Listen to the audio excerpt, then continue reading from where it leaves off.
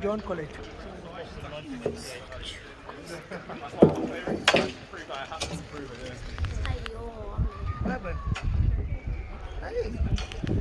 Hey, hello there guys, my name's Adam. I'm going to be your tour guide for the next 45 minutes or so. Please do, if you have any questions while we're going along, if you see anything you want to know about, please do shout out. I like questions, really try and test my knowledge.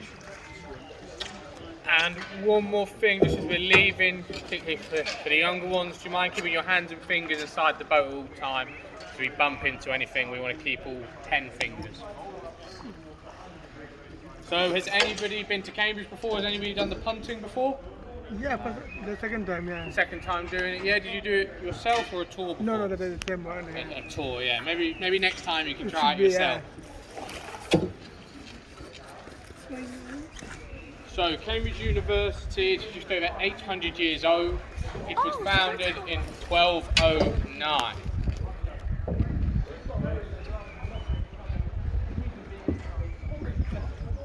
Now, the way the university was set up, it actually to begin our story at our great rivals Oxford. There was a student at Oxford University who murdered a very popular local townswoman.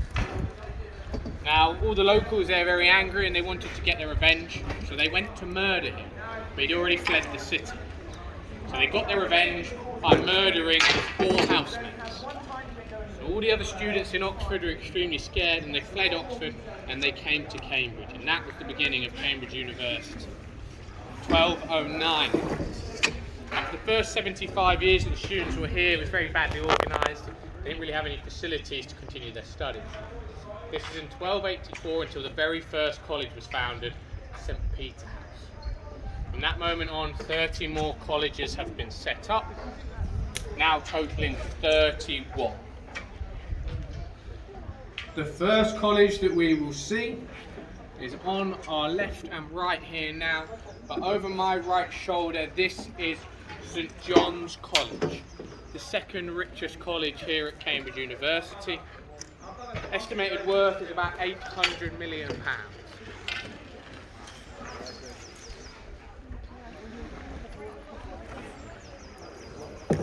So St. John's, it was founded in 1511 by Lady Margaret Beaufort. It was her dying wish that a college was to be founded here. So prior to it being a college, it was actually a hospital. This hospital was known as St. John's. It was the first hospital to set up an ambulance service, that's why it's St. John's Ambulance Service. So yeah, it was her dying wish for a college to be founded here, and it was the work of Bishop John Fisher that completed the founding. Now the building over to my right, what do we think of it? Very spectacular, yeah? That is accommodation for the uni students here at St. John's. That's where they live and stay. Now the building, it was built by Henry Hutchinson. He had quite a unique style of architecture. He liked everything to be symmetrical. So if you look at this building, the left and right are exactly the same. And if you look right at the top in the middle, can you see there's a clock tower with no clock face? Can you really see the empty circle? So why did he do this? He did this to keep the symmetry. A clock face isn't symmetrical. The numbers on one side are different to the numbers on the other. So it would have ruined the whole building's symmetry. Henry Hutchinson was his name.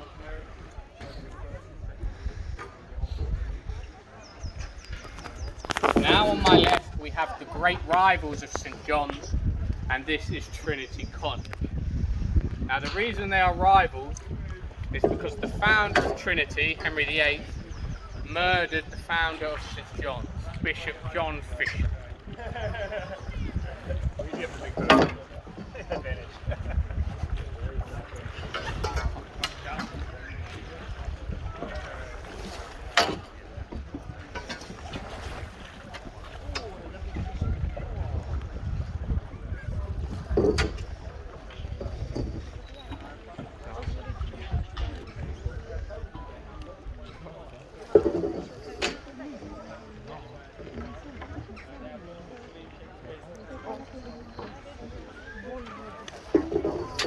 So Trinity College, this is the very richest college here at Cambridge University. Estimated worth is just over £1 billion in terms of their assets. So all their wealth, it relates back to their founder, King Henry VIII. So in 1546, this was one of the last things he did as king, was to found Trinity. He died just a few months later, and he left all of his land and wealth to the college, so they inherited all of it. At one point, Trinity College, they were the third largest landowner here in the UK. You could walk all the way from Cambridge to Oxford without stepping off land owned by Trinity College alone.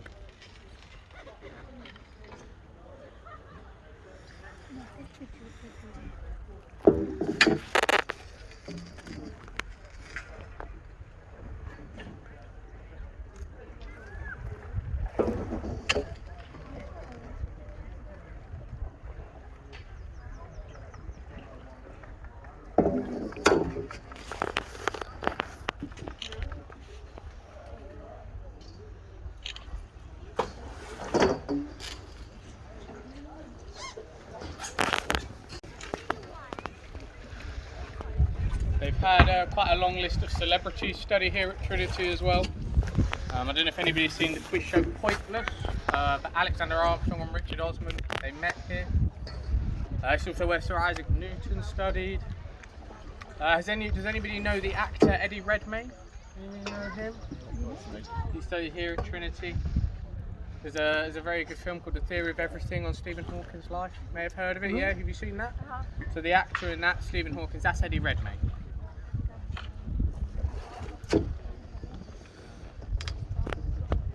They were also lucky enough to have a royal study here. This is where Prince Charles completed his education.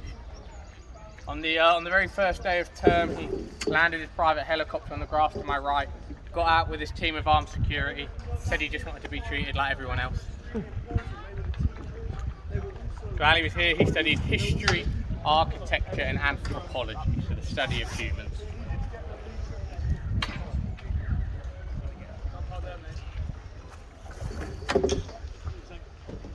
So as I say, Trinity, that was where Eddie Redmayne studied, and probably the most famous role that he's ever had was in The Theory of Everything, and he was playing Stephen Hawking.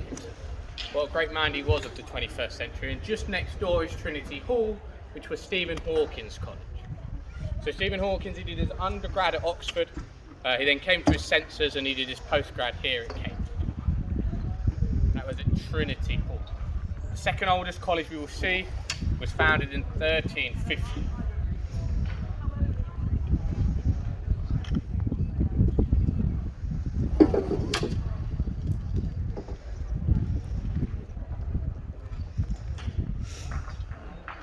Sekian barang dari ikut.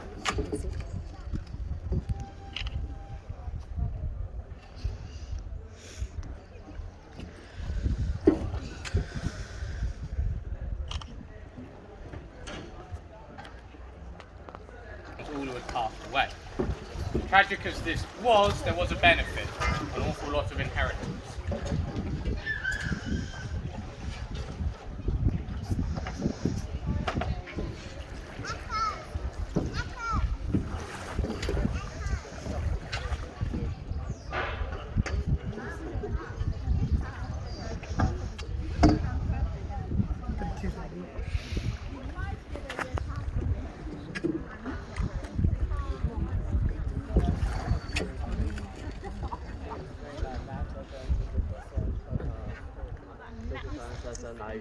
I just look up the history book.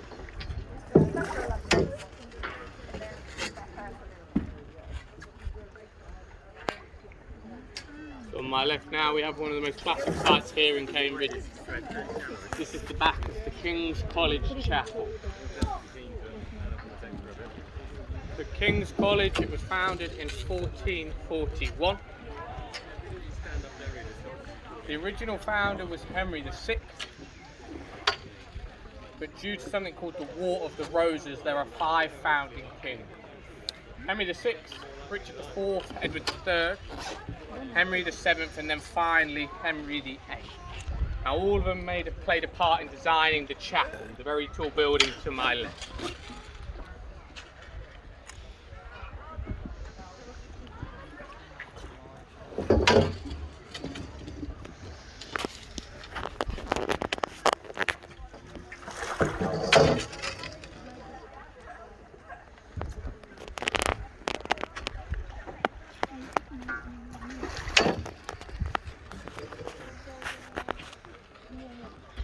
ಇನ್ನು ಈರುಳ್ಳಿ ಹತ್ತಕ್ಕೆ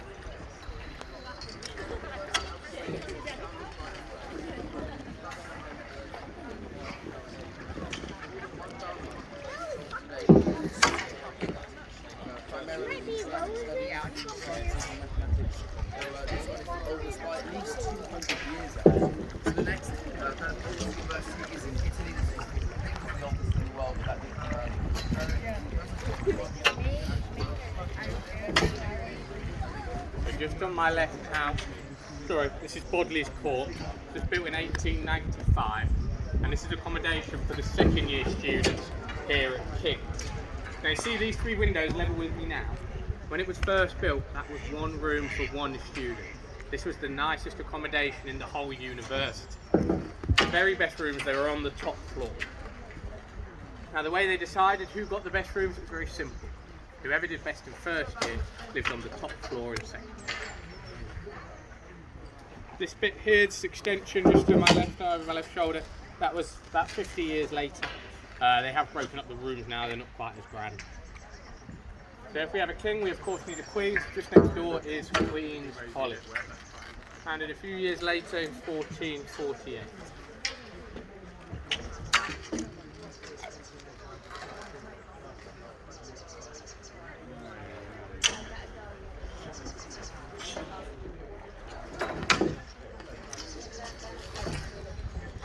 So I just need everybody's opinions quickly. What do we think of the building to my left? Good? Bad? What do we think? Like it? No? Any thoughts? A few shakes of the head? So this building was built by a very talented architect called Sir Basil Spencer. It's a very famous building here. It's called the Erasmus building. But it is known for being the ugliest building in Cambridge. I'm sure some of you guys can agree with that. So it's very traditional here at Cambridge, and once you've done some architecture, you're invited back 1 year later. You have a glass of wine, some food, you admire your construction. So Basil Spencer was never invited back. It has been said that that's where the phrase daylight robbery comes from.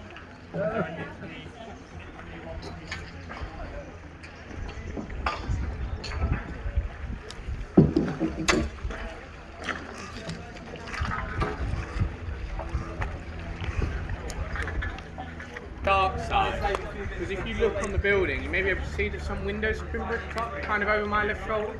You can see them ones that have been filled in. Anybody know why this is? So in the 1600s here in England, we had something called window tax.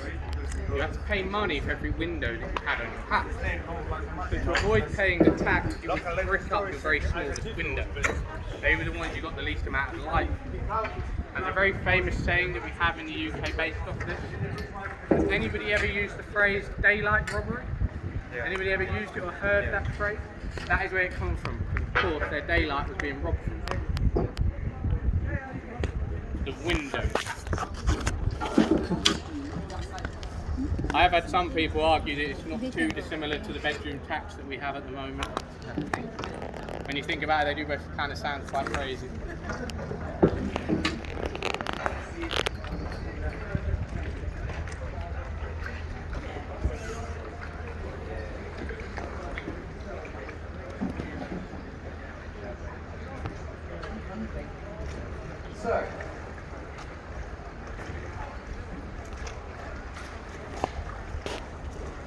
So the newest college, 1965, and that is Darwin College. This was the very first college that allowed men and women to study alongside each other. 1965 that was. It's a post-grad college. And this was a really important moment here in the history of Cambridge. It kind of sparked a change of culture towards women. Up until this point, women had faced quite a lot of oppression here at the university. So up until 1869, no women could study at Cambridge. That was until Girton College was founded, about 2 miles out of the city. And for the first 75 years that women actually studied there, they weren't awarded a degree. They were allowed to do their studies, but they were given no official certificate for what they'd achieved. As I say, slowly they did get more and more rights, but it wasn't until Darwin was founded in 1965 that the real culture change happened. Now out of the 31 colleges, 29 are mixed and 2 are female only. So it's technically gone. Any guesses? Who springs to mind? Sorry? No idea. I want you to say Sir Isaac Newton so I can tell you that you're wrong. Sorry. So a lot of people think it was Sir Isaac Newton. That wasn't the case. He was dead about 40 years before the bridge was built. The original was in 1749. Unfortunately, that isn't the original. That's the 3rd edition. The first one rotted. The second one was accidentally destroyed by a group of students. They came up with this theory that if you took all of the nuts and bolts out of the bridge, it would still stay standing. They tested this theory and they all ended up very, very wet.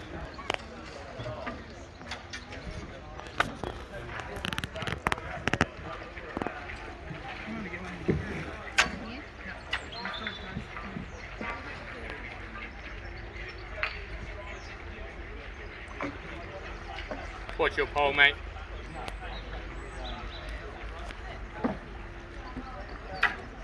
So passing back through Queen's College now. Here at Queen's College they had a society. It was a acting, drama sort of society. It was called the Footlights. So they've had an awful lot of famous people pass through here. I don't know if anybody knows Stephen Fry, this is where he studied. Has anybody seen In-Betweeners? Anybody seen the In-Betweeners? So Simon Bird, so Will in In-Betweeners, on with the glasses, and Thomas, Justin Thomas Simon, they both studied here. A lot more intelligent in real life than the characters that they play. What they used to do was they used to climb up tall buildings late at night and leave their marks. Everyone knew they'd been, so they would never get caught. One of the most famous cases involved the chapel on my right. They climbed right to the top of that left-hand tower and they put an orange traffic cone up. The next day, the King's officials came in and they were fuming. They wanted it down immediately. So they got in a team of scaffolds. And after 4 days, they were about 5 metres from the top. But it started raining. So they thought, we'll leave it, we'll get it tomorrow. That night, the night climbers came back, climbed up the scaffolding and took the traffic cone off. Pulled it all the way down, went across to the right-hand side and put it on top of the right. If you look at the white buildings to the right, the pillars on top, second floor, you see a very small silver bucket. White building. Yeah, that's the night climb. That was my most recent.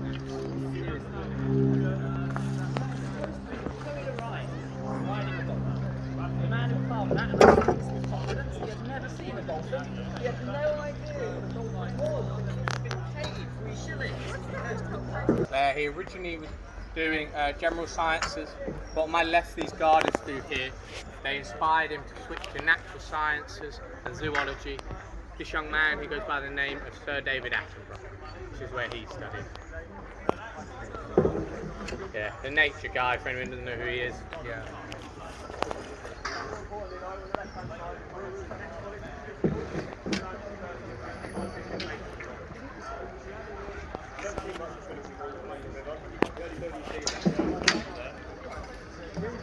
It was founded is because of the Black Plague. So basically, as you can imagine, it wiped out a lot of academics, including lawyers. So on my right, this is the most modern building we will see, the Jerwood Library. Any guesses when it was built? You've been here before, have you? Oh yeah, only all the buildings said that, eh? It'd make your job a lot easier.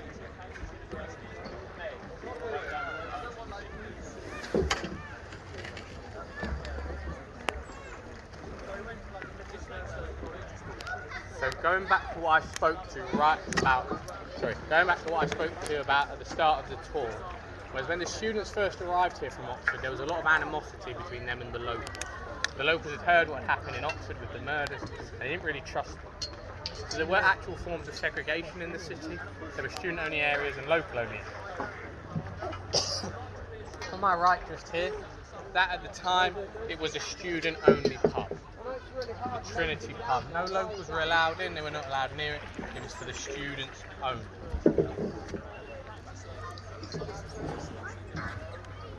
This is quite unusual for a library, but it's just due to the risk of flooding that we have in the river.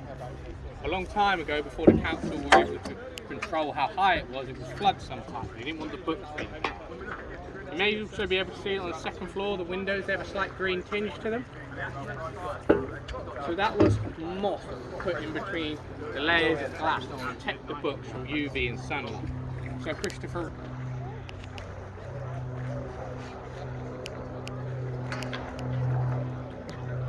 so as I said earlier, St John's and Trinity, St John's on my left, Trinity on my right, they do not get along. They're very fierce rivals.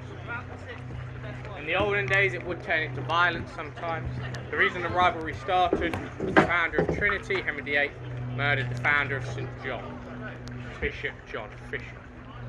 Now the rivalry ends each year with their May balls, which is their big party for the graduating students. Both colleges invest millions and millions in their firework displays, and they try and outdo each other. St John's always goes first though, so they do a really good display. Trinity go and spend a little bit more, and they outdo them nearly every year.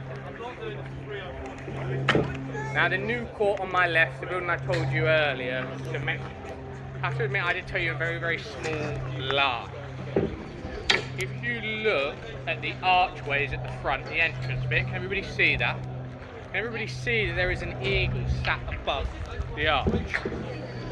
That eagle, its head is turned to the left. Can you see that? That is the only part of the building which isn't symmetrical. Now St John's, they requested for this, and why did they do that? They thought it'd be unfair for the eagle to have to stare at the ghastly Trinity all day long. Bridge of Sighs is spelled S-I-G-H. Austin 7, A-U-S-T-I-N, number 7.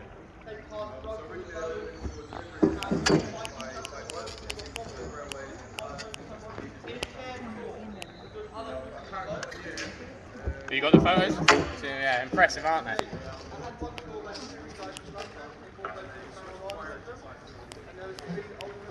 So on my left now we have the back of the new court just here. See it? So it's a very, very plain design this side. They'd run out of money on this side and they weren't showing off the Trinity College anymore. So they did a very, very simple design. They grew up all this ivy along the back, which is now one of the most beautiful parts along this stretch of river. Next door we have the other accommodation block here at St John's. This is Cambridge Court, built by two American architects called Powell and Moyer. It was the first